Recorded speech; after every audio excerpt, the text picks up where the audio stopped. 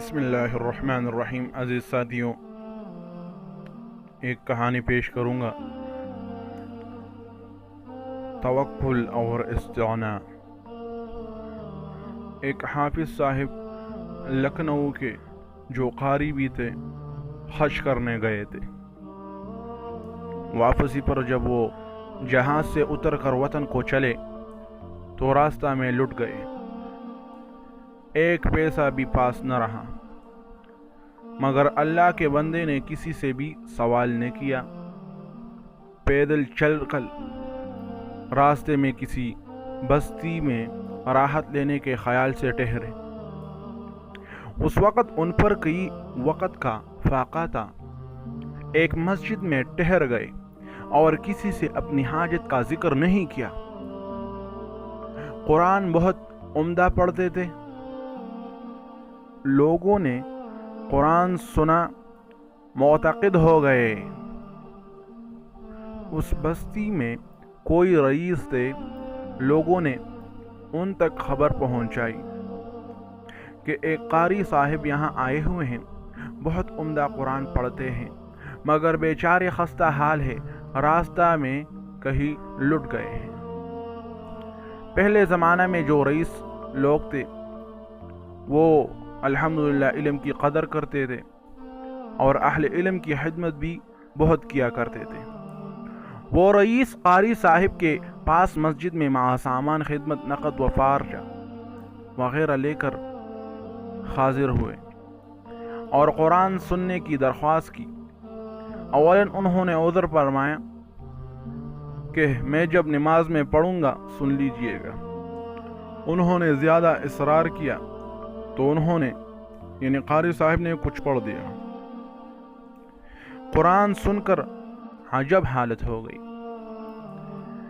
اور اس وقت ایک ہاں میں وہی جوڑے اور 10 روپیہ جو کہ لائے تھے پیش کیے۔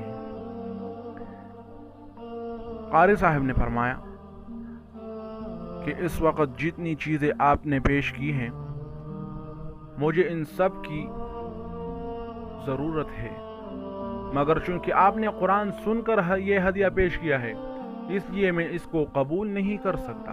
یہ تو قرآن کو بیچنا ہوا، اور حق تعالی نے فرمایا ہے،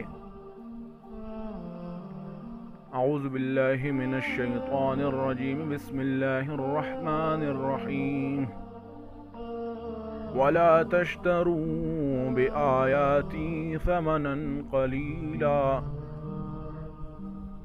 اب تو اگر سلطنت بھی دو گے تو نہ لوں گا، اب تو اگر سلطنت بھی دو گے تو نہ لوں گا۔ اگر تم قرآن سننے سے پہلے دیتے تو میں قبول کر لیتا، باقی اس وقت لینا تو سراسر قرآن کو بیچنا ہے۔ فائدہ یہ ہے، بعض رئیسوں کو خدمت کرنے کا شوق تو ہوتا ہے مگر خدمت کا طریقہ نہیں آتا۔ بس اہل اللہ کو دین کی غیرت ایسی ہی ہونی چاہیے جیسے ان قاری صاحب کو تھی، اور دین کی غیرت کا پورا خیال رکھنا چاہیے۔ مگر یہ کب ہوگا؟ یہ جب ہی ہو سکتا ہے جب کہ دونوں طرف سے خیال ہو، علماء استعانہ سے رہیں اور عام لوگ ان کی خدمت خود کرتے رہیں، ورنہ یہ حاجت ایسی چیز ہے کہ کبھی نہ کبھی اہل اللہ کو بھی رہتی ہے، جس میں آدمی بعض اوقات بے اختیار ہو جاتا ہے۔ تو ایسے بہت سے بھائی لوگ ہوتے ہیں جو غلطیاں کر بیٹھ جاتے ہیں۔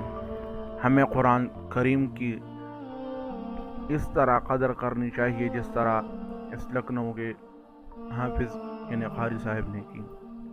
امید رکھتا ہوں کہ آپ سب کو ویڈیو پسند آئی ہوگی۔ خدا کے لیے اس ویڈیو کو اہل اسلام کی طرف شیئر کرنا صدقہ مان کر۔ جزاک اللہ خیر فی الدنیا والآخرہ۔